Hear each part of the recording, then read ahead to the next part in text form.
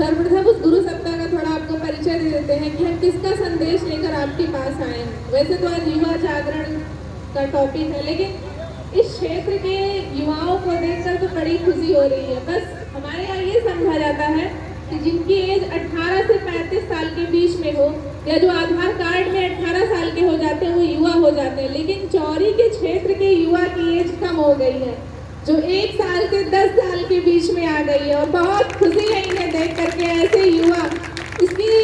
इसका जो एक मतलब हम वो देना चाहेंगे इनके माता पिता को, क्योंकि कहीं ना कहीं इनके माता पिता ने घर में ऐसा एनवायरनमेंट बनाया है जहाँ से ऐसे बच्चे निकले हैं। जब हम भगवान राम की बात करते हैं तो कहीं ना कहीं माँ कौशल्या पिता दशरथ ने वैसी तपस्या की थी, तभी उनके घर में भगवान राम पैदा हुए थे। और आज आपके क्षेत्र के युवा जो बच्चे यहाँ पे दिख रहे हैं 1 साल से 10 साल वाले, ये जो नए नए युवा हुए हैं, ये इनके माता पिता का दिया हुआ है। तो सबसे पहले इसे माता पिता के लिए तालियां और इन युवाओं के लिए तालियां। बहुत खुशी हो रही है आपको देखकर। हम अपने गुरुदेव के बारे में थोड़ा बताना चाहेंगे, जिनका संदेश हम आपको सुनाने आए हैं। 1930 की बात है, जो किसान आंदोलन शुरू हुआ था, कांग्रेस की बात थी उस टाइम। हमारे गुरुदेव उस समय घर पे थे, वो भी जाना चाहते थे, लेकिन उनके घर वाले नहीं चाहते थे कि गुरुदेव जाएं, तो घर वालों ने गुरुदेव को बंद कर दिया घर में। एक तो गुरुदेव अपने घर के अकेले थे, तो आप समझ ही सकते हैं जिस घर में अकेले बेटे होते हैं उसमें माँ बाप का कितना प्यार होता है। वो चाहते हैं कि हमारे बच्चे बस हमारे आँख के सामने रहें, हम जो चाहें वैसा करें। देखिए, माँ बाप का भी अपना प्यार है, इससे गुरुदेव के माता पिता का भी प्यार था। उन्होंने उनको घर में बंद कर दिया। जब सुबह का समय हुआ तो गुरुदेव को नित्य क्रिया के लिए ये कहा गया कि चलो, लेकिन अंडरवियर और बनियान में हमारे गुरुदेव गए। और जब वो गए तो उनको ये कहा गया कि जंगल की तरफ जाइए। गुरुदेव जब से ही जंगल के अंदर गए, वो जंगल को रात क्रॉस करते हुए आगरा पहुंच गए, जेल में। और जब सुबह हुई तो पता चला गुरुदेव हमारे जेल में। तो कहने का मतलब हम ऐसे युवा का परिचय आपके बीच में लेके आए। हमें हमारे गुरुदेव से ज़्यादा बेहतर युवा आज तक नहीं दिखा। अगर आप हमारे गुरुदेव के साहित्य पढ़ेंगे तो आपको समझ में आ जाएगा कि युवा का मतलब वही है। युवा वो होता है कि जिस तरफ वो चले वो क्रांति ला दे, वो हवा का रुख बदल दे, युवा वही है। युवा का बिल्कुल ये मतलब नहीं है कि आप 18 साल के हैं, आप 19 साल के, आप 20 साल के। साल से युवा का होना तय नहीं होता। अगर हम युवा शब्द को पलट देते हैं तो वायु बनता है, यानी कि जो हल्की फुल्की जिंदगी जिए, स्वस्थ रहे, निरोग रहे और अपने कर्तव्यों के प्रति समर्पित रहे, वही युवा है। तो बस हम अपने गुरुदेव का यही संदेश आपके बीच में लाए हैं और आपसे ये उम्मीद लगा कर आए हैं कि हम आपसे जो भी कहेंगे ये हमारा अपना भी अनुभव है, हमारे गुरुदेव के साहित्य के कुछ शब्द हैं। और आपसे निवेदन करेंगे कि अगर हमारी बात आप तक पहुँचे तो उसे इस क्षेत्र में, अपने बच्चों में, अपने घर में उन चीज़ों को लागू करिएगा। फिर देखिएगा कैसे गायत्री नहीं फलित होती, जरूर होगी। तो सबसे पहले हम बात करते हैं युवा हमारे किन किन समस्याओं से जूझते हैं। आज के युवा की चूंकि हम जिस देश में हैं, हमारी पॉपुलेशन आपको पता होगा चाइना से ज़्यादा हो चुकी है। क्षेत्रफल तो बढ़ नहीं रहा, लेकिन हमारी संख्या बढ़ रही है। तो हमारे देश में युवा बहुत ज़्यादा हैं। हर देश के कंपैरिजन में हमारे यहाँ युवा बहुत ज़्यादा हैं, ये सभी जानते हैं इस समय। लेकिन आप सोचिए, जिस देश में इतने ज़्यादा युवा हों उस देश की हालत इस तरह नहीं हो सकती। हम देखते हैं सोशल मीडिया पे और सब जगह लगता है हमारा देश प्रोग्रेस कर रहा है, लेकिन कहीं ना कहीं फिर भी हम बहुत सारी चीज़ों में बहुत पीछे हैं। सोचिए, टेक्नोलॉजी इतनी ज़्यादा है और सारी चीज़ें डेवलप हो गई, लेकिन क्या हमारे हवा की क्वालिटी सुधरी? क्या मिट्टी सुधर रही है? नहीं ना, ये सब सारी चीज़ें और निगेटिव ही होती जा रही हैं। तो कहने का मतलब आपसे यही कहेंगे, सबसे पहले तो हम ये जानेंगे कि हम युवा किन किन चीज़ों से जूझते हैं, जिससे हमारे में इतनी सारी ऊर्जा होते हुए भी हम कोई क्रिएटिव, कोई रचनात्मक चीज़ नहीं कर पाते हैं जो हमारे भारत की अर्थव्यवस्था में कुछ प्लस कर पाए। क्योंकि देखिए, जितने भी लोग युवा हैं कहीं ना कहीं पढ़ाई कर रहे हैं, कुछ करना चाहते हैं, आप एक पहली बात तो क्लियर गोल रखिए कि हमें भी अपने देश की अर्थव्यवस्था में कुछ नहीं तो कुछ योगदान देना ही है, ये स्पष्ट होना चाहिए। तो सबसे पहले हम ये बात करेंगे कि हमारे युवा कहाँ कहाँ जूझते हैं। एक तो अवसाद की प्रॉब्लम, जिसे हम डिप्रेशन बोलते हैं इंग्लिश में। आज का यूथ उससे बहुत ज़्यादा परेशान है। अवसाद आता कहाँ से? अवसाद हमारा इसलिए आता है, हम बहुत सारी चकाचौंध भरी चीज़ों को देखते हैं और हम अपने भी कंपैरिजन करते हैं कि हमारे पास ऐसा क्यों नहीं है। हम ये नहीं सोचते हैं कि हम क्या वैसा पुरुषार्थ कर रहे हैं कि नहीं, लेकिन हम बिना मेहनत की उन चीज़ों को चाहते हैं और लगातार हम उन चीज़ों का कंपैरिजन अपने आप से करते रहते हैं। करते रहते हैं और दिमाग में ऐसे विचार हमारे आते रहते हैं और बिना डायरेक्शन यानी दिशाहीन विचारों को सोचते रहते हैं और सोचते हैं कि हमें चेंज क्यों नहीं आ रहा, हमारे पास ये चीज़ें क्यों नहीं है। फिर और ज़्यादा बढ़ेंगे तो माता पिता को कोसेंगे, फिर अपने और सारी चीज़ों को कोसेंगे। तो कहने का मतलब हमारे पास अवसाद इस वजह से होती है। पहली बात तो ये कि दिशाहीन विचार होने की वजह से हम अवसाद में होते हैं। दूसरा, नशा। आज के युवाओं की सबसे बड़ी समस्या नशा। जो कुछ अगर कम भी रहता है तो वो सोशल मीडिया, सिनेमा, टीवी ये सब देख देख कर अलग अलग तरीके के नशे करने लगते हैं। अभी तो ऐसे ऐसे एक्टर्स भी आ गए हैं जो अजीब गरीब वो गुटखा खैनी का प्रचार करते हैं। उनको देख देख कर बच्चे इतना प्रमोट हो रहे हैं कि हम भी ये करेंगे। क्यों? क्योंकि वो वाले एक्टर ऐसा दिखा रहे हैं, वो वाले एक्टर दिखा रहे हैं। क्योंकि हमारे बच्चे या यूथ ऐसे ऐसे लोगों को अपना रोल मॉडल मान रहे हैं कि जब वो रोल मॉडल को वो काम करते हुए देखते हैं तो सोचते हैं अगर ये कर सकते हैं तो हम क्यों नहीं कर सकते। क्योंकि आपको पता है गुटखा खैनी इन सब चीज़ों का जो कॉस्ट है बहुत ज़्यादा नहीं रहता है, लेकिन फिर भी लोगों को लगता है जब वो प्रचार कर रहा है तो हम खा सकते हैं। तो वो इन सब चीज़ों की वजह से नशे में एकदम धुत रहते हैं।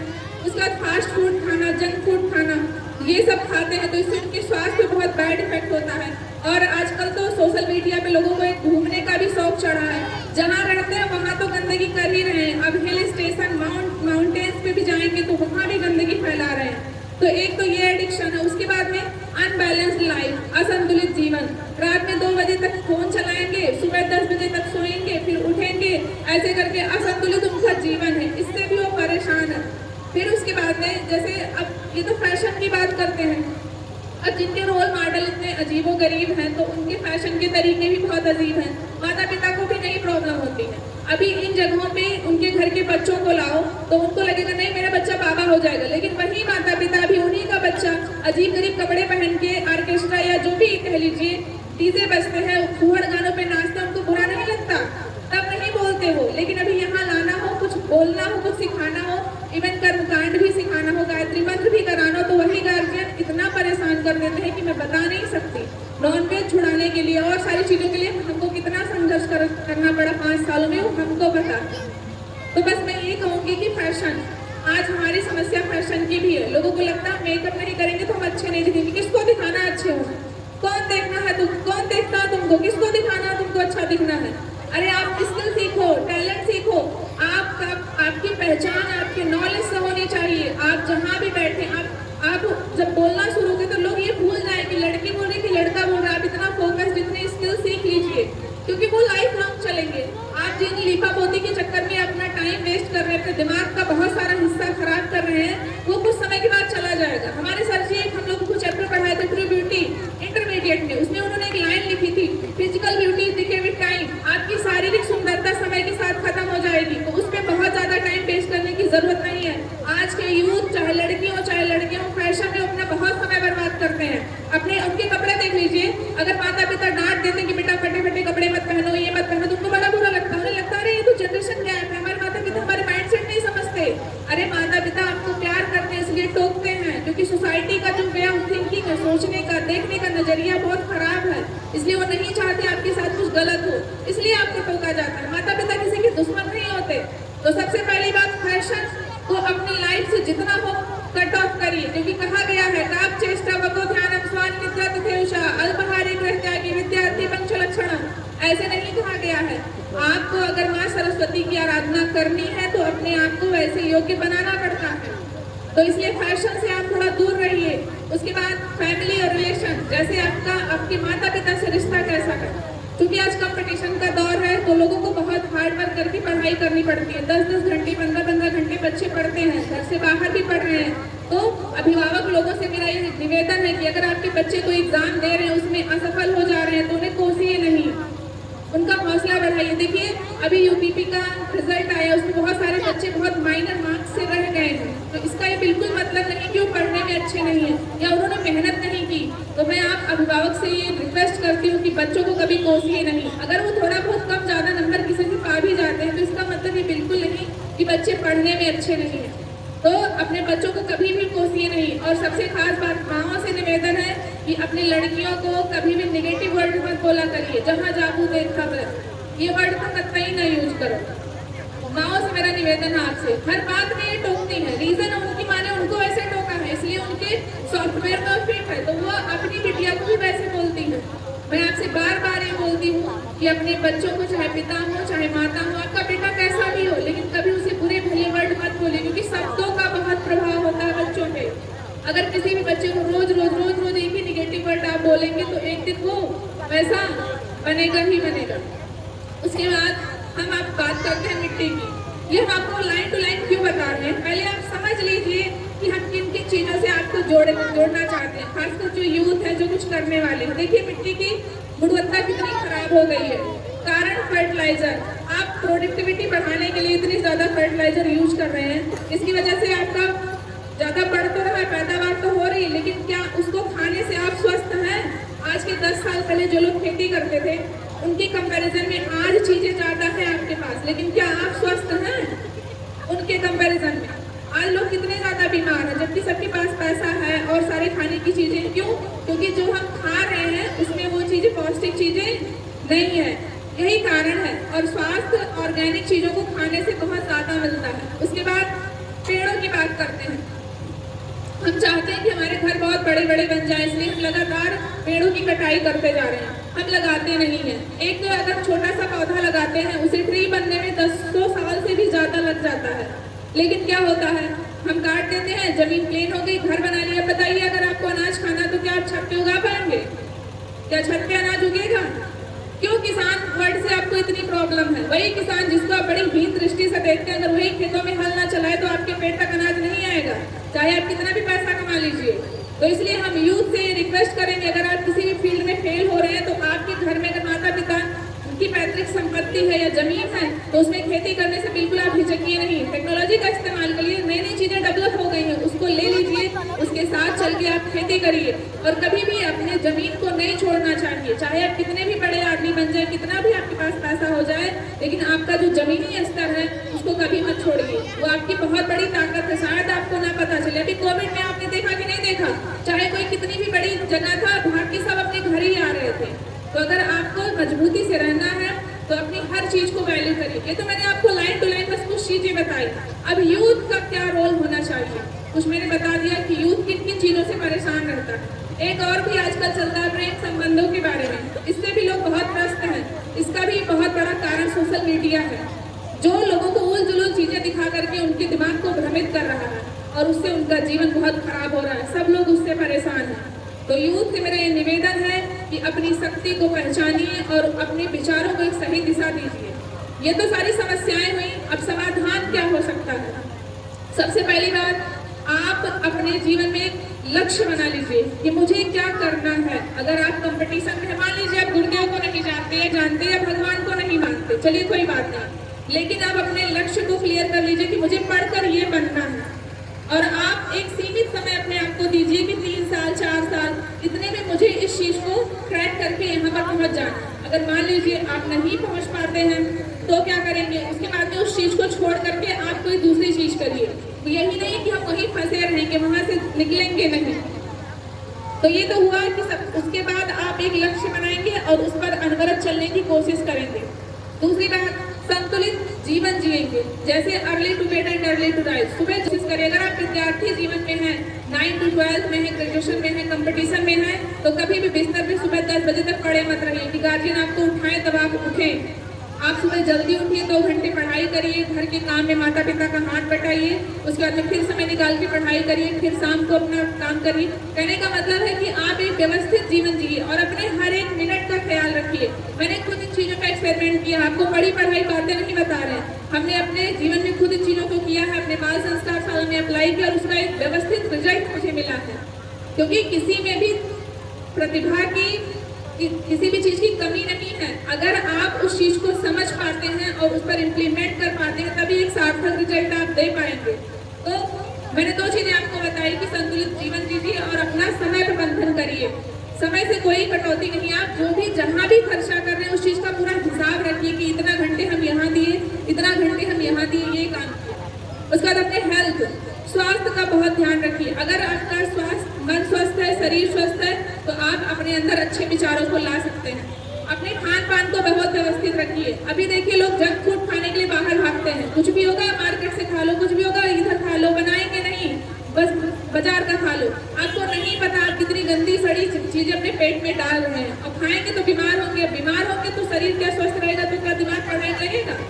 इसीलिए सात्विक आहार करने के लिए कहा जाता है कि आप सादा खाएंगे तो अच्छे से पढ़ाई कर पाएंगे, इसलिए अपने हेल्थ पर आप ध्यान दीजिए। उसके बाद फैमिली की बात आती है। देखिए, दुनिया में 3 ही लोग ऐसे हैं जो ये चाहते हैं कि मेरा बच्चा मेरे से आगे जाए, माता पिता और गुरु। इनके अलावा इस धरती पर ऐसा कोई नहीं है जो ये चाहे कि मेरा बच्चा मुझसे ज्यादा तरक्की करे। ये बात सत्य है, एकदम लिख लीजिए कि आपके माता पिता से ज्यादा आपको कोई प्यार नहीं करता। अगर कोई कह रहा है तो ये झूठ है। माता पिता और गुरु, अगर यही 3 लोग आपके जीवन में हैं तो मान लीजिए आप बहुत तरक्की करेंगे। और वो निरंतर आप चाहे जैसे भी आपको आशीर्वाद ही देते हैं, भले आपको गुस्से में डांट देते, लेकिन कभी अंतःकरण से ये नहीं चाहते कि मेरे बच्चे का कुछ बुरा हो जाए। तो इसलिए अपने माता पिता से बहुत सलीके से पेश आइए, उनको कभी दुख मत दीजिए किसी भी चीज के लिए, क्योंकि ये मान के चलिए अगर उनकी आत्मा कष्ट में है आपकी वजह से, तो आप कितनी भी तरक्की कर लीजिए आपके जीवन में शांति नहीं रहेगी। तो हम युवाओं से यही निवेदन करेंगे, क्योंकि आप अपने माता पिता को कहते जनरेशन गैप है, हमारा माइंडसेट नहीं समझेंगे। कौन समझेगा? हमारे दोस्त, और वो भी कौन? जिनको खुद के भी माता पिता का कोई सम्मान अपमान का कोई वो नहीं। कोई बात होगी तो दोस्त के पास भागेंगे, अरे अपने माता पिता से कह के देखिए ना, क्या वो आपको सलाह नहीं देंगे सही? जिनके पास आपसे ज्यादा जीवन का अनुभव है, क्या वो चाहेंगे मेरे बच्चे का बुरा हो जाए? तो इसलिए अपने माता पिता से अपने संबंध बहुत अच्छे रखिए, और वो जो भी कहते हो, अगर वो बहुत ज्यादा निगेटिव तो कभी आपको कुछ कहेंगे नहीं, तो उसको मानने की और करने की पूरी कोशिश करिए, ये आपसे निवेदन है। उसके बाद नशे को हमने बताया, नशा समझ लीजिए एकदम सर्वनाश की तरफ ले जाता है, और बहुत सारे 100 लोग अगर नशे के क्षेत्र में एंटर किए तो एकाध वापस आ पाते हैं, और सब नहीं आ पाते। और अगर आप चाहते मेरा छूट जाए तो निरंतर गायत्री मंत्र का जप करिए। ये हमने अपनी आंखों से होते देखा है कि एक से एक नशा करने वाले लोगों ने गुरुदेव के सामने सरेंडर बोला है और नतमस्तक होकर कहा है कि गुरुदेव हमको शक्ति दीजिए कि हमारा नशा छूट जाए, और छूट गया है। मैंने अपनी आंखों से देखा, ये मैंने कहीं लिखी पढ़ी बातें नहीं बता रहे हैं, ये एकदम सही है। तो अगर आप बहुत किसी भी नशे में, किसी तरह के नशे में, मोबाइल का भी नशा हो, गुटखा का नशा हो, अल्कोहल का नशा हो, कोई सा भी नशा हो, जो अति हर चीज की बेकार होती है, सबको पता है। तो जिस भी चीज से आप परेशान हैं, गुरुदेव के सामने निवेदन करिए, आप ठीक हो जाएंगे। उसके बाद मैंने आपको बता दिया पढ़ाई, टाइम, स्वास्थ्य और अपने परिवार से संबंध। अब चलिए, ये तो वो बात हो गई जो भौतिक होती है कि इतना सबके लिए जरूरी है। पढ़ाई करना, जीवन यापन के लिए कमाना, माता पिता की सेवा करना, हो गया इतना। अब कुछ समाज को भी देंगे कि नहीं देंगे? युवा वर्ग देना पड़ता है। जैसे देखिए, हम जो कपड़े पहने इसको बनाने के लिए बहुत सारे लोगों ने मेहनत की है, तो क्या आप समाज को कुछ नहीं देंगे?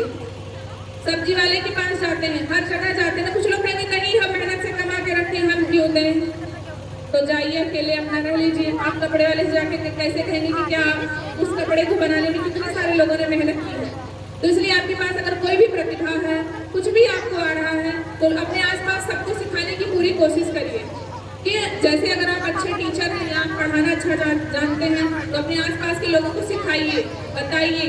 जैसे देखिए, हम सभी एक दूसरे से जुड़े हुए हैं। अगर किसी को लगता नहीं हमारे घर में तो सब अच्छे हैं, हम क्यों जाएं किसी का करने?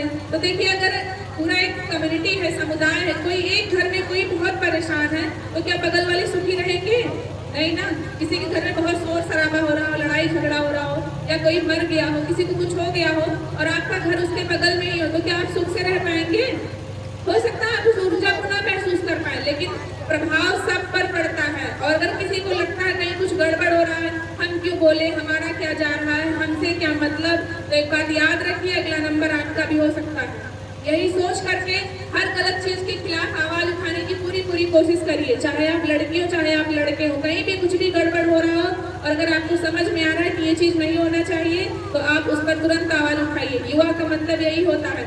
जैसे देखिए, भगत सिंह की जब मृत्यु हुई थी, उस समय तुरंत आजादी तो नहीं मिल गई थी, लेकिन उनकी मौत ने एक अलग ही क्रांति कर दी थी, उस रुख को मोड़ दिया था। तो सोचिए, 23 ईयर्स में जिस माँ का बेटा चला गया हो, उस माँ पे क्या बीती होगी।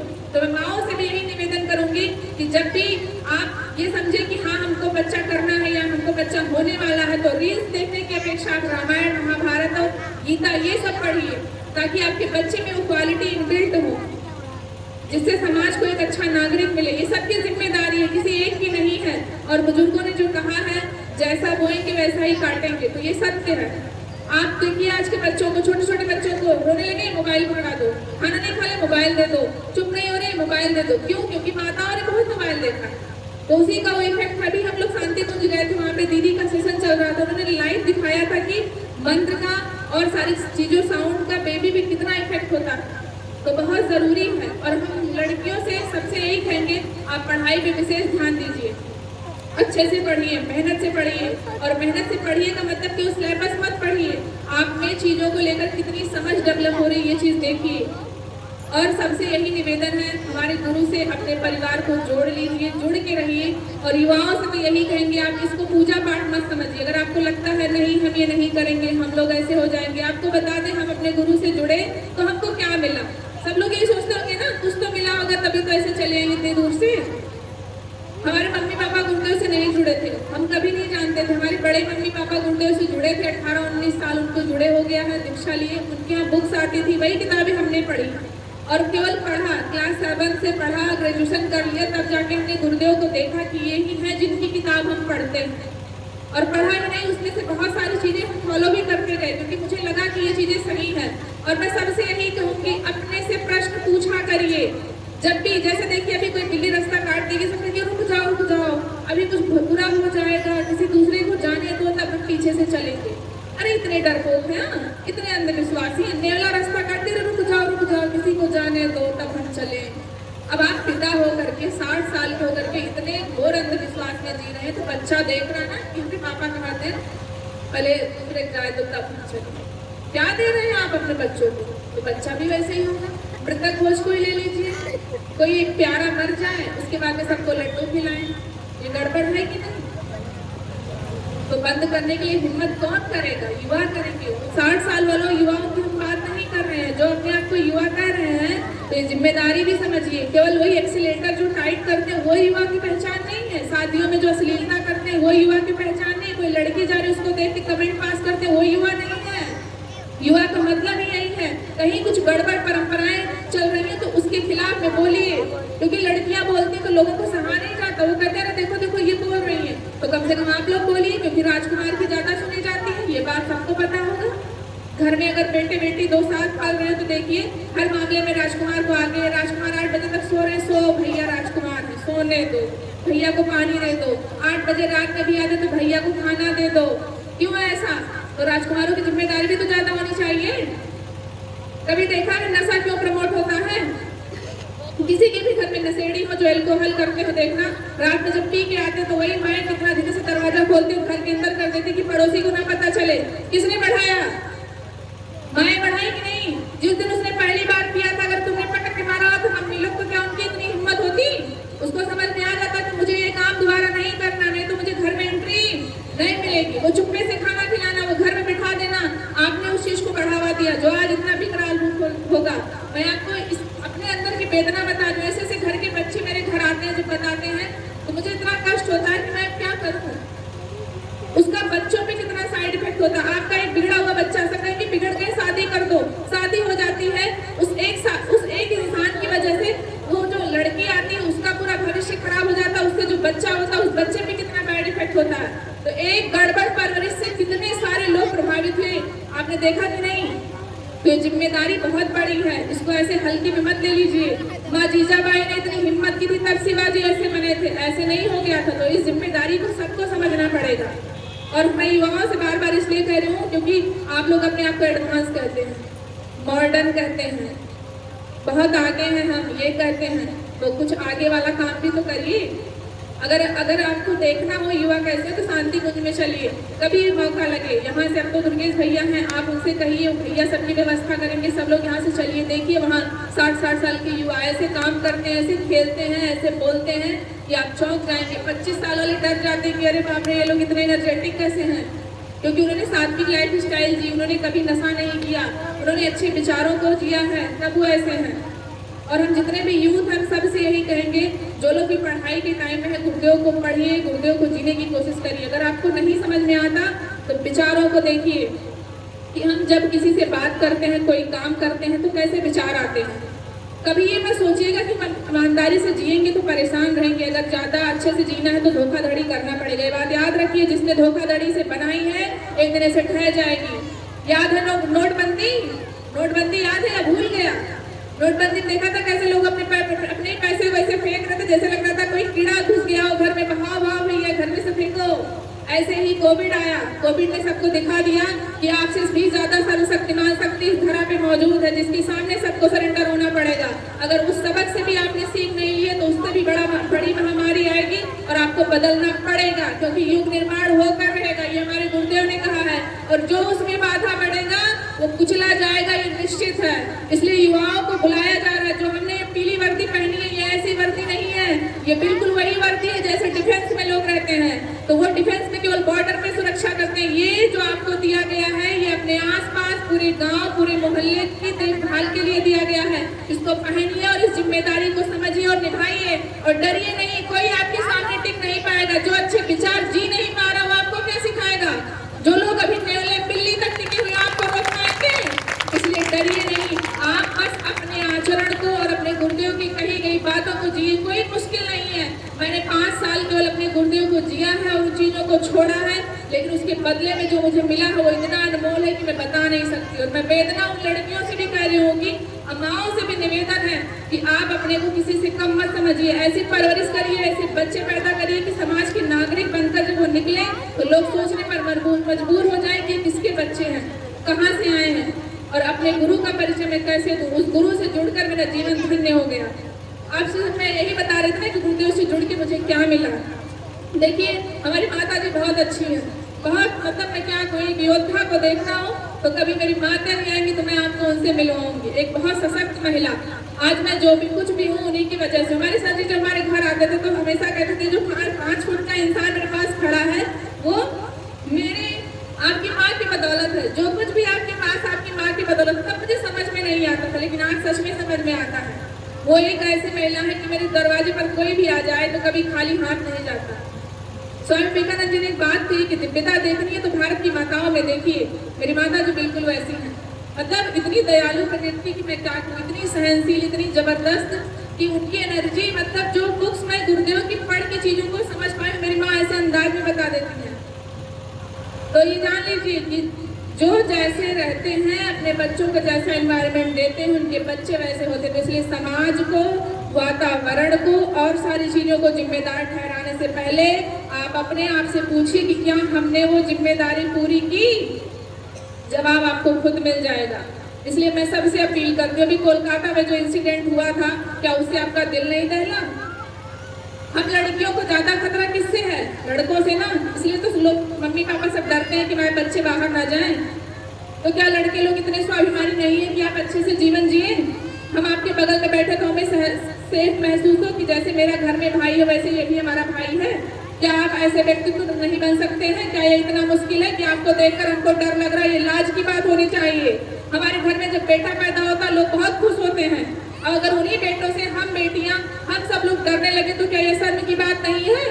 युवा बनना है तो वैसा व्यक्तित्व बनाइए कि आपको देखकर हमें आपके सामने झुकने का मन करे, प्रणाम करने का मन करे कि हमारे आसपास ऐसे भी भाई। तो इसलिए मैं आपसे निंदा नहीं कर रही हूँ, मैं बस उस वेदना को बता रही हूँ जो मैं आजकल देखती हूँ। जब भी मैं अपने लिए कुछ करने बैठती हूँ, मेरे सामने एक ऐसी घटना आ जाती है कि जो मुझे सोचने पर मजबूर कर देती है कि तुम अपने स्वार्थ के लिए परेशान हो, यहाँ आसपास कितनी सारी समस्याएं हैं। अपने गाँव की घटना बता रही हूँ कि वहाँ पे उनके पिताजी इतना शराब पीते हैं, 2-3 लड़कियां हैं, वो भोजन बनाने के लिए अपनी बेटी को इतना बेल्ट से मारे थे कि उसका पूरा हाथ ऐसे सूजा था। वो देखकर मुझे इतनी तकलीफ हुई कि सोचिए नशा इस कदर का होता है कि इंसान अपने बच्चों को जानवर जैसा करता है, उसके साथ व्यवहार। तो इसलिए हम आपसे निवेदन करेंगे, आप नशे से दूर रहिए और अपने परिवार से जुड़ कर रहिए। युवाओं से मेरा खास निवेदन, अगर अपनी समस्या को, अपनी चिंता को नशा करके दूर करना चाहते तो समझ लो आप अपने जीवन को खत्म कर रहे हैं। आपको पालने के लिए आपके माता पिता कितना कष्ट सहते हैं, कितनी तकलीफें उन्होंने झेली होती है, कभी उस शब्द में आपको नहीं बताते। लेकिन आप 20, 22, 25, 18 के होते उन्हें ऐसे इग्नोर करते हैं जैसे वो कोई कीड़े हों। कभी मत करिएगा, क्योंकि एक दिन आप भी माँ बाप बनेंगे। और मैंने अपनी आंखों से देखा है, जो जैसा जिस संबंध में व्यवहार करता है उसको बिल्कुल वैसा ही मिलता है। तो इसलिए बहुत सावधान होकर के जीवन जिए। हमारे गुरुदेव कहते हैं अपने विचारों पर पैनी दृष्टि रखिए और विचारों को साधिए। युवाओं से यही निवेदन है कि ये जो समय है ये बहुत कीमती है और बहुत प्रभाव वाला है। आप इसमें अगर मिशन से जुड़ते हैं तो आपको अतिरिक्त संघर्ष नहीं करना पड़ेगा। हम लोगों का एक वक्त था कि हमें घर से पहुंचने के लिए, उस जगह तक पहुंचने के लिए इतना सुनना पड़ता था कि मैं वो बता नहीं सकती। लेकिन वो एक संबल कि हम लोग घर में रो लेते थे, फिर गुरुदेव को देखते थे और कहते थे गुरुदेव आप तो हमेशा कहते हैं कि आप हमारा काम करिए, हम आपका सब देख लेंगे, हम गलत तो नहीं कर रहे हैं, फिर हम इतना क्यों झेले। लेकिन आज यहाँ जो मंच पे हमने परिणाम देखा है उसको देख कर लगता है वो कष्ट तो बहुत कम था और ज्यादा होना चाहिए था गुरुदेव, ताकि ये स्पीड बहुत बढ़ती। कौन है सीटी बजा रहा है?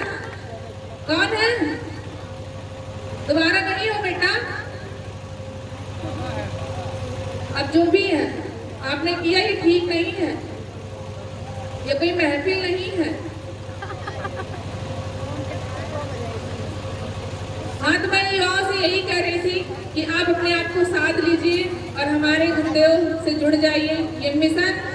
ये मिशन आपको वो दे देगा जो आपने कभी नहीं सोचा होगा। और आप गुरुदेव के बस अनवरत साहित्य पढ़िए, उस साहित्य में इतना बल है कि आपको हर समस्या से बाहर निकाल देंगे। कुछ लोग कहेंगे हमें पढ़ने का समय नहीं है, हमारे यहाँ शांति कुंज का यूट्यूब चैनल है, आप उसको ऑन करके अपने घर में रख लीजिए। हाँ, अगर आपको एक एक्सपेरिमेंट करना बहुत रोचक है करके देखिएगा। अपने घर में हमारे गुरुदेव का छोटा सा ऑडियो क्लिप आता है रेड कलर का, उसको अपने घर के किसी भी कोने में लगाइए और उस घर मतलब ऐसा कोना हो जैसे कोई रूम हो और सब रूम से छोड़कर उस रूम में लगाइए। कम से कम 2 से 3 महीने वो लगातार बजना चाहिए, कभी बंद ना हो। और पूरे घर के एनवायरनमेंट से उस जगह का एनवायरनमेंट बिल्कुल अलग होगा। ऐसा हमने अनुभव किया है। हमने अपने खुद के स्टडी रूम में जहाँ हम पढ़ाई करते हैं, मैंने 5 साल में कम से कम कुछ नहीं तो 200 यज्ञ तो खुद ही किए और केवल अपने रूम में किए और बाकी पूरे घर में नहीं किया। मेरे घर में उस रूम का जो वातावरण है और सबसे बहुत अलग है। ये यज्ञोपैथी है हमारे यहाँ शांति कुंज का। जब कोविड स्टार्ट हुआ था तो गृह गृह गायत्री हम लोगों का एक मिशन चला था जिसमें सबसे कहा गया था कि आप यज्ञ करिए। देखिए किसी भी चीज को ऐसे मान नहीं लेना चाहिए। अगर आप युवा हैं तो आज क्वेश्चन, अगर आपसे कोई कहे गायत्री मंत्र करो तो आप सोचो कि अगर इस मंत्र को करने से ये होता है तो अपने आप को चैलेंज दो और 15 दिन करके देखो। एक ही टाइम पे चाहे 21 बार, चाहे 11 बार, चाहे 101 बार, आप जैसे 6 बजे शाम को या 6 बजे सुबह करिए और 15 दिन करके देखिए। अगर कोई परिवर्तन नहीं होगा तो छोड़ दीजिएगा। लेकिन शर्त यही है 6 मतलब 6, ना इधर ना उधर। क्योंकि समय होता क्या है, जब आप किसी एक निश्चित समय पर कोई चीज आवाहन करते हैं तो परम सत्ता आपको एक शक्ति, एक सूक्ष्म शक्ति देती है जो आपके जीवन में जो भी निगेटिव चीज है उसको बदलते हैं। तो आप पे है, अगर आप में क्षमता है तो आप करिए। हर चीज को एक्सपेरिमेंट करिए। यज्ञ के बारे में सुनिए तो एक्सपेरिमेंट करिए, अगर मंत्र के बारे में सुनिए तो उसका प्रयोग करिए। ऐसे मान मत लिया करिए। युवा का मतलब ही है आप तर्क वितर्क करते। कुछ लोग कहते हैं भगवान है तो दिखाओ, कहते हैं ना हम भगवान को नहीं मानते। तो सांस कहाँ से ले रहे हैं? सांस भी मत लीजिए। सांस हवा दिख रही है लेकिन ऑक्सीजन ले रहे हैं ना, तो ये ऑक्सीजन ही भगवान है। हमारे भारतीय परंपरा में हमारे गुरुदेव ने एक बुक लिखी है, बिना शर्त अनुदान नहीं, पॉकेट बुक है, जरूर पढ़िएगा। हमारे गुरुदेव ने उसमें लिखा है कि जब आप कोई भौतिक परीक्षा देने जाते हैं नौकरी के लिए तो वहाँ इतनी सारी आपसे क्षमताएं चेक की जाती हैं, तो अध्यात्म पद पे आते हो और कहते हो कि हम जा रहे हैं भगवान से मिलने, तो क्या वहाँ कोई क्षमता या वहाँ कोई आपका चेकआउट नहीं होगा? होगा, जरूर होगा। आपसे ईमानदारी देखी जाएगी, आपके भाव देखे जाएंगे, आपका चाल चलन देखा जाएगा। और ऐसा चेक करने वाला है ना कि उससे झूठ बोल के कोई बच नहीं पाता है, चाहे आप जितना बनिए हमारे सामने, वो ऐसे चेक करके आपको आउट कर देंगे, आप समझ नहीं पाएंगे ये कैसे हुआ। तो इसलिए वहाँ जो चेकिंग होती है वो बहुत नेक्स्ट लेवल की है। तो उसमें पास होना है तो गायत्री मंत्र करिए। और अगर मान लीजिए आपको गायत्री मंत्र करने में प्रॉब्लम हो रही है, आपको पूरा मंत्र आप बोल नहीं पाते हैं, तो केवल आप आगे का ओम भूर्भुवः बोलिए, ओम भूर्भुवः स्वः बोलिए, कुछ भी बोलिए, बस श्रद्धा होनी चाहिए, हमारे अंदर भाव होना चाहिए और अपना सुधार करने के लिए पूरा संकल्पबद्ध होने चाहिए। चाहे आप कितने भी बिगड़े होंगे, मैं यहाँ से अपने गुरुदेव के आशीर्वाद से, अपने गुरुदेव के इतने दिन के अनुभव से कह रही हूँ, अगर आपने संकल्प कर लिया कि मुझे ठीक होना है तो आप सुधर जाएंगे। मेरे पिताजी की बात बताती हूँ। मेरे मम्मी पापा गुरुदेव से नहीं जुड़े थे, मैंने आपको बताया। मैंने स्टार्टिंग में 1 दिन यज्ञ किया, पूरी तैयारी कर ली। हमने केवल यही कहा था आके आहुति डाल दीजिए, कोई मेरे पास नहीं है, जबकि सब उस समय खाली ही थे। मैंने उसी दिन संकल्प ले लिया था कि अब कभी जीवन में किसी को यज्ञ करने के लिए नहीं बुलाएंगे। और 2-2.5 साल के अंदर ऐसा है कि आज मेरे मम्मी पापा दीक्षा ले लिए हैं, मेरे पिताजी अच्छे से माला करते हैं, मेरे घर का पूरा एनवायरनमेंट बदल गया। तो ऐसी होनी चाहिए आपकी संकल्प शक्ति, तभी यह कुछ परिवर्तन होगा। तो हम आपसे यही कह रहे थे, आप जो भी परिवर्तन अपने जीवन में देखना चाहते हैं आप कर सकते हैं। अगर आप पढ़ाई में कमजोर हैं तो मैंने अपने बच्चों पे एक्सपेरिमेंट करके देखा, मेरे बच्चों का दिमाग इतना शार्प हो गया है बाल संस्कार शाला वाले बच्चों का, कि वो बच्चे और कोई सामान्य बच्चों में अगर आप किसी भी प्रश्न को पूछेंगे तो उनका जो उत्तर होगा बहुत अलग होगा। ये हुआ कैसे? ये मंत्र जब से हुआ। बच्चे हमारे बाहर का कुछ नहीं खाते, एकदम प्रतिबंधित है। वो 1-1 रुपए लाकर हमारे यहाँ गुल्लक रख के उसी में डालते हैं, क्या करने के लिए? चेतना केंद्र पे देने के लिए। तो कहने का मतलब है आप संयम करिए, तभी सुधार संभव है। आपके पास आप जितना भी कमाते हो, आप 10,000 कमाते हो, 50,000 कमाते हो, आप कितना भी कमाते होंगे जितना आपकी क्षमता हो, लेकिन आप एक अंश उसमें से देने वाला रखिए। कुछ लोग कहेंगे नहीं हम नहीं देंगे, हम मेहनत से कमाते हैं। देखिए देने से कभी कम नहीं होता। हम अपनी मम्मी को देखे हैं, हमारे घर में इतना अनाज पैदा होता है, जबकि खेत कम है लेकिन अनाज इतना पैदा होता। कारण हमारी माता जी किसी को भी दरवाजे से भूखा नहीं जाने देती, चाहे जो भी होगा। घर में कुछ भी पैदा हुआ, कहीं भी यज्ञ हो रहा तो दे आओ, अनाज है दे आओ, आटा है दे आओ, कोई भी फल अगर घर में है तो वो भी दे आओ। दे आओ का मतलब ये होता है आप जितना देते हैं मल्टीपल होता ही मैंने देखा है। इसलिए कभी भी अगर आपके पास जो कुछ भी है, अगर आपको लगता है ये दिया जा सकता है जिससे सामने वाले की मदद हो जाए, तो आप निसंदेह दीजिए। और युवाओं में अगर आप सगे भाई हैं तो कभी भी अपने मन में बंटवारे की वाला कॉन्सेप्ट मत लाइएगा कि नहीं हम लोग तो बंटवारा करेंगे इसलिए अलग अलग अभी से सारा कॉन्सेप्ट रखते हैं। नहीं, ऐसा मत करिए, मिलजुल के रहिए ना। बड़े वाले को हमेशा सिखाया जाता है आपको संतोष करना चाहिए, छोटे वाले को सिखाया जाता है कि बेटा छोटे को थोड़ा ज़्यादा ही दे दो। तो ये माता पिता की परवरिश पर निर्भर करता है कि आपने बच्चों को क्या सिखाया है। आज तो माता पिता ही कहते हैं नहीं बंटवारा तो होकर रहेगा तो पहले से ही सारा सब कुछ डिवाइड कर दो। नहीं करिए ना, मिलजुल के रहिए। आज आप देखिए हर घर में मतलब अगर 7 लोग हैं, बच्चे को छोड़कर सबके पास स्मार्टफोन है, सबके पास सब कुछ है। लेकिन अगर ये देखना है कि घर में कितना प्यार है तो ये देखना कभी कोई फैमिली मेंबर एक साथ बैठ के बात नहीं करते। अगर बैठे भी तो सब अपने अपने फोन में बिजी है, ना मालूम क्या देख रहे हैं। माता जी बैठी बगल में कोई मतलब नहीं, पिताजी की साल में कोई मतलब नहीं, बच्चे क्या कर रहे हैं कोई मतलब नहीं। किससे मतलब? उस मोबाइल से। और क्या देख रहे हैं? रील देख रहे हैं। जब पिताजी रील देखेंगे तो बच्चों को कैसे रोकेंगे? अभी हमारे यहाँ जब बच्चे आते हैं पढ़ने तो उनसे गार्जियन आके हमसे कहते हैं कि बच्ची बहुत परेशान है, ये बहुत मोबाइल देखता है। हम कहे मोबाइल किसने खरीदी? नहीं हमने। हम कहे सबसे ज्यादा कौन देखता? नहीं हम कहे तो आप ना देखो। आप जो भी चाहते हैं कि मेरे बच्चे में ये चीज ना हो, सबसे पहले वो खुद करिए। अगर आप चाहते हैं मेरा बच्चा अच्छा सीखे तो आप खुद बनिए। जैसे हमारे यहाँ भी सर जी ने कहा प्रात काल उठ के रखना था, माता पिता गुरु ना होए था। अगर आप अपने माता पिता का पैर छूते होंगे तो बच्चे को बताना नहीं पड़ेगा। उसे पता होगा हमारे पिताजी बाबा का पाँव छूते हैं तो हमें तो छूना ही पड़ेगा, क्योंकि हमें बड़ों का आशीर्वाद देना चाहिए। और आपने कभी देखा ही होगा जब हम झुकते हैं, झुककर किसी को भी प्रणाम करते हैं तो इंसान दूसरे भाव से हमें आशीर्वाद देता है। इसलिए हमारी परंपरा ने हमें झुककर प्रणाम करना सिखाया। आजकल हाय हाय बाय बाय ना मालूम क्या बच्चों को सिखाते हैं। ये क्या है? हमारे हाय को नजर कहा जाता है कि हाय लग गई, तो फिर हाय आप क्यों कर रहे हैं? मत करिए। आप नहीं तो नजर लगा रहे हैं दूसरे को। प्रणाम करिए।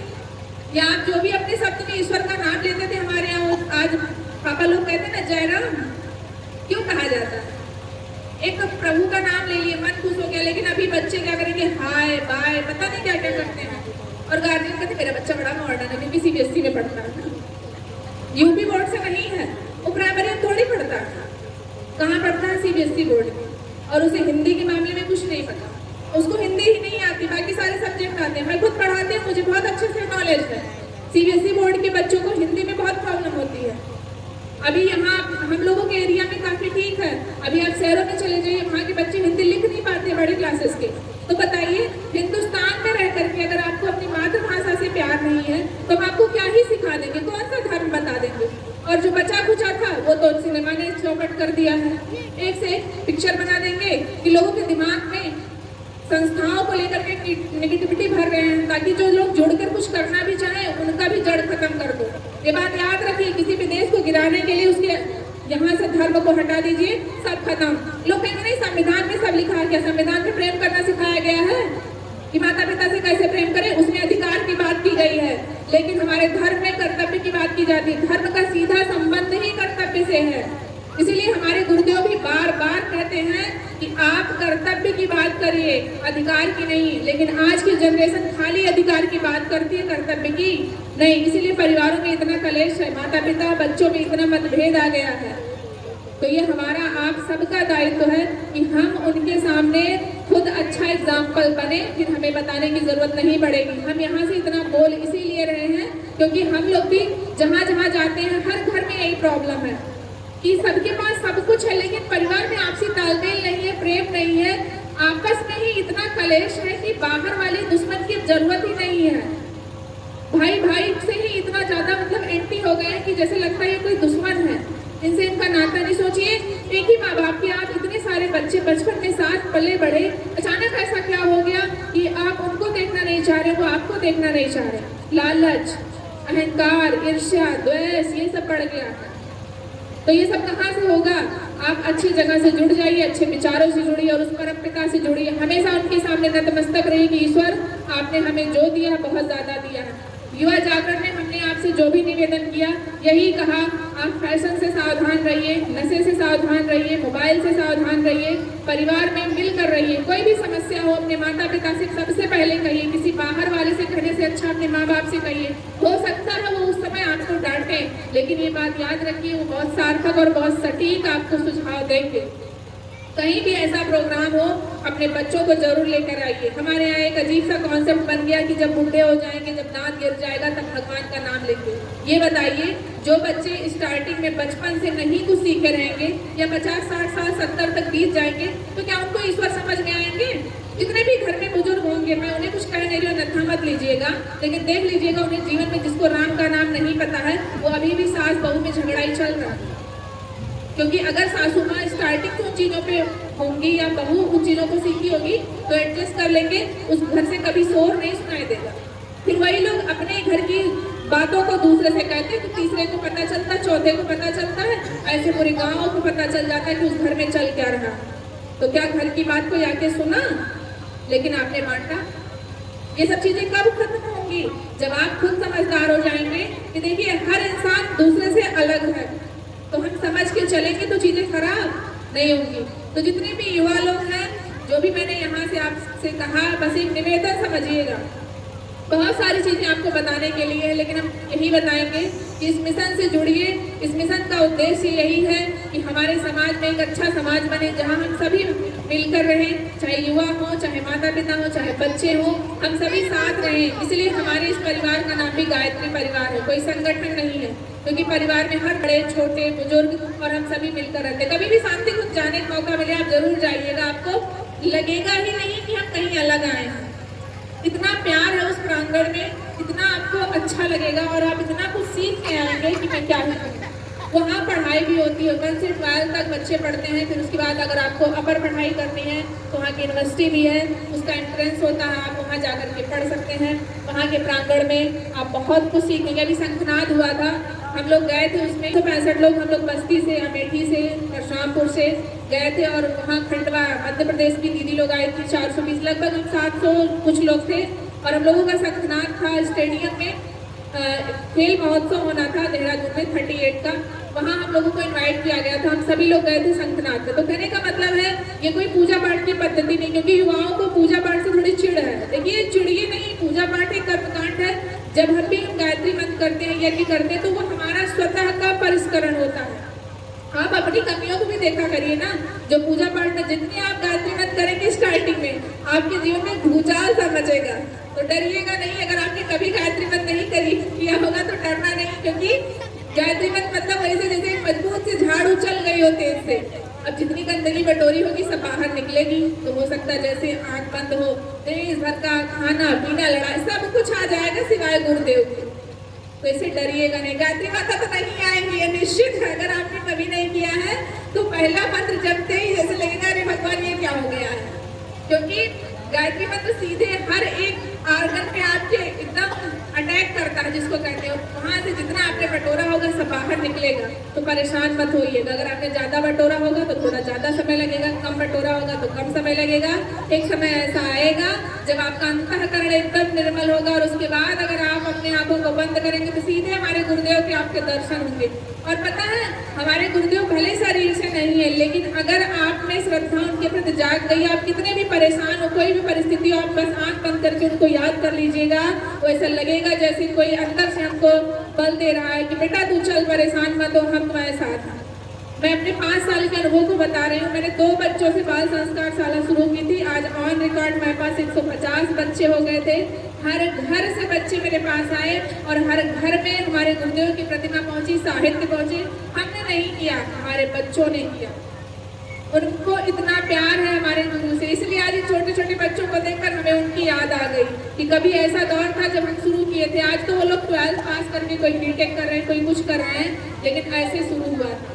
तो हम यहाँ एक निवेदन और करेंगे, जो लोग भी यूथ हैं, अगर आपकी पढ़ाई पूरी हो गई 9th 10th 11th 12th या ग्रेजुएशन या पीजी या बीएड आपने जो कुछ भी कर लिया हो, या मान लीजिए नहीं भी किया है लेकिन आपको थोड़ी बहुत भी नॉलेज है, तो आप यहाँ बाल संस्कार शाला जरूर चलाइए, चाहे लड़की हो चाहे लड़के हो या चाहे जो भी हो। क्योंकि पता है बहुत सारे क्षेत्र में हमसे बात हुई तो वहाँ बच्चे नहीं मिल पा रहे, लेकिन मैंने यहाँ देखा यहाँ ठीक ठाक संख्या बच्चों की है। और चूंकि भैया ट्रेंड भी कर दिए हैं तो बहुत ज़्यादा दिक्कत नहीं होने वाली है।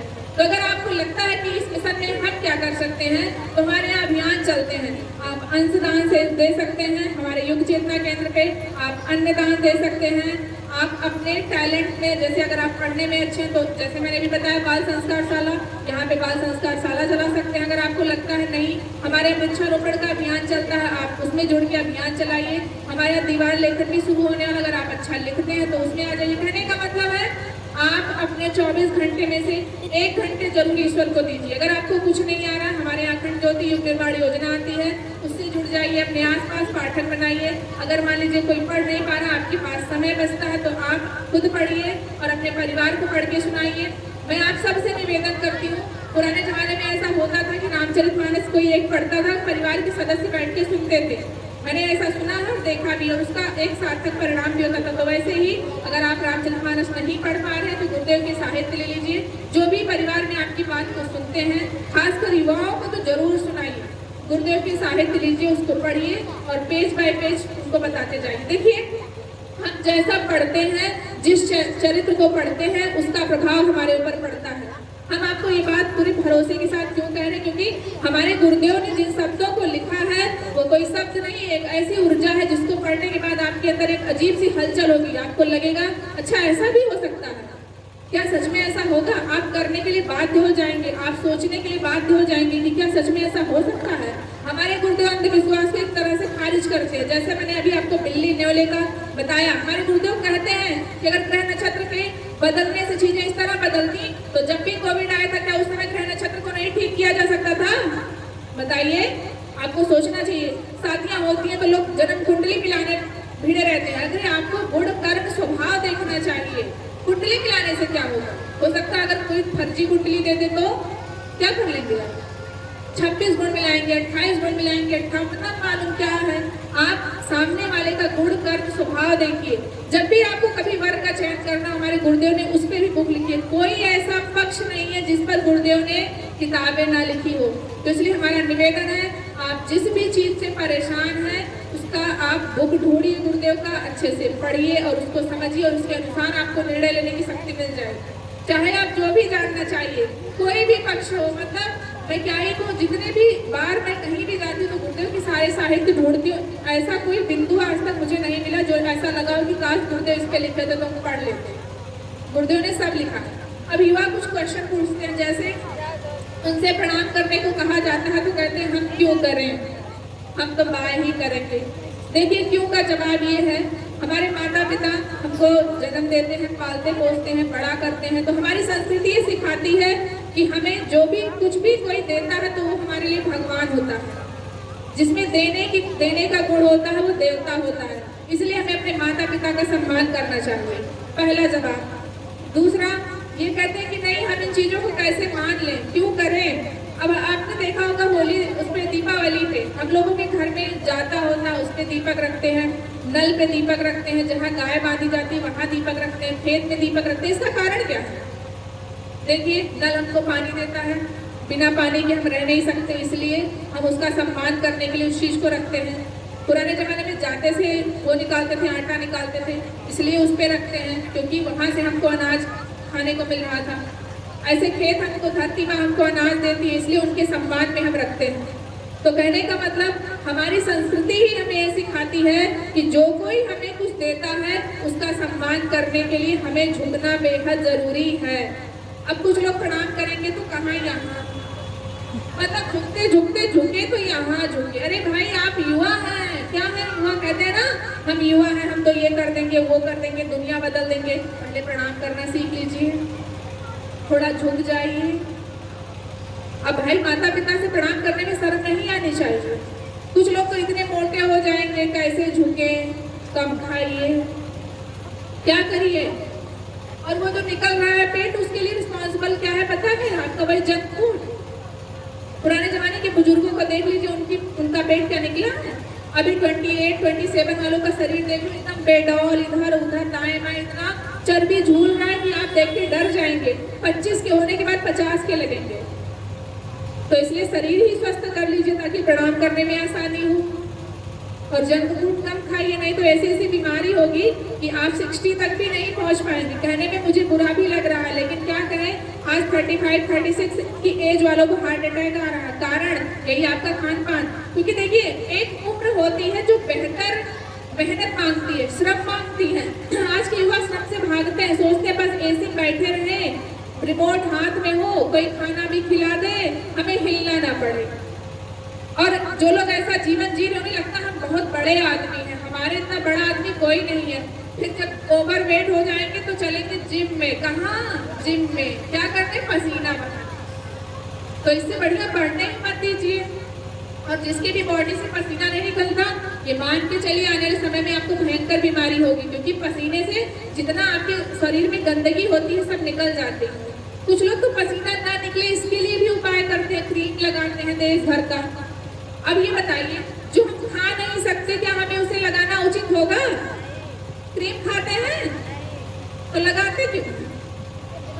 क्योंकि आपको पता होगा आपका जो ये तलवा होता है उससे 10 गुना सॉफ्ट आपका ये स्किन होता है।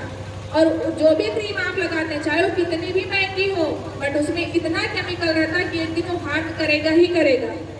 तो इसलिए आप सरसों का तेल लगाइए जो आपके घर में होता है। आप सुबह ठंडे पानी से मुंह धुल लीजिए और कॉटन के कपड़े से मुंह धुलने के पोंछने के बाद आप सरसों का तेल लगाइए और सीधे सूर्य भगवान जब सुबह निकलते हैं 6-7 बजे, क्योंकि उस समय विटामिन डी उनके रेस से बहुत ज़्यादा मिलता है। अगर आप योगा कर पाइए तो आप सूर्य नमस्कार करिए, एटलीस्ट 5, 7, 10 बार, 12 बार करिए। हम तो करते हैं, अपने हमारे बच्चे भी, सारे बच्चे मेरे सीख गए योगा करना। तो अपने शरीर को फिट रखिए, ये आपकी जिम्मेदारी है। तो मैं इसलिए कह रही हूँ, देखिए बहुत सारे एस्पेक्ट होते हैं कि यूथ को एक मजबूत सशक्त यूथ बनने के लिए, और आज के यूथ इन्हीं सब चीज़ों में भटके रहते हैं। इसलिए उन्हें लगता है कि हम कैसे करें, ये नहीं हुआ, वो नहीं हुआ, देश भर की शिकायत करते हैं। तो इसलिए जागिए और हर एक चीज़ के प्रति अपना दिमाग खोल लीजिए कि ऐसे ऐसे ठीक होगा, ये चीज़ें ऐसे हैं, गड़बड़ है, यहाँ ठीक करना है। इसके लिए मोबाइल को कुछ दिन के लिए बंद कर दीजिए, शांत बैठिए, सारी समस्याओं को लाइन टू लाइन लिखिए और सोचिए कि हम कहाँ से शुरुआत करें कि हम ठीक हो जाएं। उसके लिए भगवान से प्रार्थना करनी पड़ती है। सबसे पहले गायत्री मंत्र से जुड़ जाइए और नित्य 11 बार, 21 बार, 51 बार, जितना आप कर पाइए गायत्री मंत्र जरूर करिए और उसका प्रभाव आपको बहुत मिलेगा। अगर आप पढ़ाई में कमजोर हैं तो भी अच्छे हो जाएंगे, व्यवसाय आपको अच्छा करना तो भी हो जाएगा, बुद्धि बढ़ानी है तो भी हो जाएगा। अगर आपको लगता है मेरे चेहरे पे चमक आ जाए तो वो भी हो जाएगा। कभी चेहरे पे चमक देखना हो, शांति कुंज के लोगों का वीडियो देख लीजिए, चौंक जाएंगे, जैसे लगेगा कोई सन चमक रहा है। ऐसी आभा होती है ना कि दुनिया का हर, आप सोचेंगे ये लोग कौन है, कहाँ से आए हैं। कारण सात्विक लाइफ स्टाइल। तो वही early to bed and early to rise, वही फॉलो करिए और अच्छे से अपने जीवन को जिए। पता है जीवन बहुत खूबसूरत है, कोई ये शिकायत ना करिए कि हमारे पास पैसा कम, हम जी नहीं पाएंगे। हमारे गुरुदेव ने खुश रहने के 2 ही चीजें फॉर्मूले बताए। पहला, आप परिस्थितियों से तालमेल बैठा लीजिए और दूसरा, अपनी आवश्यकताएं कम करिए। जिसकी आवश्यकताएं कम रहेंगी उसका लालच कम रहेगा, वैसे भी खुश रहेगा। और जो खुश रहेगा वो चाहे जहाँ भी रहे वो उसका स्वभाव बन जाएगा। तो मेरा आपसे यही निवेदन है, युवाओं जाग जाइए। वैसे यहाँ की धरती तो जागी ही है, यहाँ जगाने का मुझे बहुत वो नहीं संदेश नहीं पहुँचाना था, लेकिन बस मैं गुरुदेव के संदेश को आप तक इसलिए पहुँचा गई कि देखिए जो लोग भी यूथ हैं शिकायतें ना करिए, अपनी कीमत समझिए। हमारे गुरुदेव कहते हैं आप इस धरती की सबसे महत्वपूर्ण इंसान है, इस बात को समझ लीजिए। तो कोई आपको माने ना माने, लेकिन आप अपनी रिस्पेक्ट करना सीखिए, आप ये मानिए। कहते ना बड़े भाग मानुष तन पावा, तो क्यों नहीं उस चीज को आप मानते हैं, उस पर भरोसा करिए और चल दीजिए। आप कुछ ना कुछ बेहतर जरूर करेंगे, इस बात का भरोसा रखिए। जिस भी फील्ड में हैं, जो भी काम कर रहे हैं, जो चीज भी सीख रहे हैं, आप अच्छा करेंगे, ये भरोसा रखिए। और अपने माता पिता को हमेशा ख्याल रखिए, क्योंकि एक बात याद रखिए, माता पिता बार बार नहीं मिलते, इसलिए उनकी बहुत इज्जत करिए, बुजुर्गों का बहुत सेवा करिए। आपके माता पिता कैसे भी हो, तेज बोलते हो, डांट देते हो, थोड़ा झगड़ा कर लेते हो, कोई बात नहीं, सह जाइए। माँ बाप का सहना कभी बेकार नहीं होगा, वो अपने बच्चों से बहुत प्यार करते हैं। तो जितने भी लोग यहाँ युवा हैं या जो थोड़ा ज़्यादा उम्र के आपके माता पिता हैं, बुजुर्ग हैं, तो उनकी बहुत इज्जत करिए। बहुत कीमती है ये जीवन और बहुत कीमती है उनका आशीर्वाद। तो कैसे भी हैं आपके हैं। मैंने अभी रिसेंटली अभी एक घटना हुई, हमारे एक मित्र हैं, उनकी माता जी का देहांत हो गया। वो घर इस तरह बिखर गया है कि मैं आपसे शब्द में नहीं बता सकती, उस कमी को कोई भर नहीं सकता। वो भी हमारे गुरुदेव की एक ऐसी बिटिया, इतनी संघर्षशील है, इतनी मजबूत है, लेकिन आज मैं आपसे क्या कहूँ, जिसकी माता जी चली जाए उस बिटिया के लिए इतना कष्टदायी होता है, वो सब समझ रहे हैं। तो वो घर ऐसे बिखरा, इसलिए मैं आपसे उस दर्द को मैंने अपनी आंखों से देखा है, उसको झेलते हुए। तो इसलिए मैं आपसे निवेदन करती हूँ, अपने माता पिता को बहुत सम्मान करिएगा, क्योंकि माँ बाप दोबारा नहीं मिलेंगे आपको। तो बस यही मेरा आपसे कहना है। और युवाओं, आप ऐसे जागते रहिए, ऐसे सशक्त रहिए। और बड़े सौभाग्य की बात है कि इस धरती पर ऐसे गुरु पाकर हम सभी धन्य हो गए हैं। और निसंदेह सुबह उठते ही अपने गुरुदेव को सबसे पहले देखिए, किसी को देखने से पहले अपने उस आध्यात्मिक माता पिता को देखिए, जिसने हमें इतनी कम उम्र में ये एहसास दिला दिया कि हाँ कोई और भी है हमारे लिए और उनके प्रति हमारा कोई कर्तव्य है। बहुत बहुत धन्यवाद।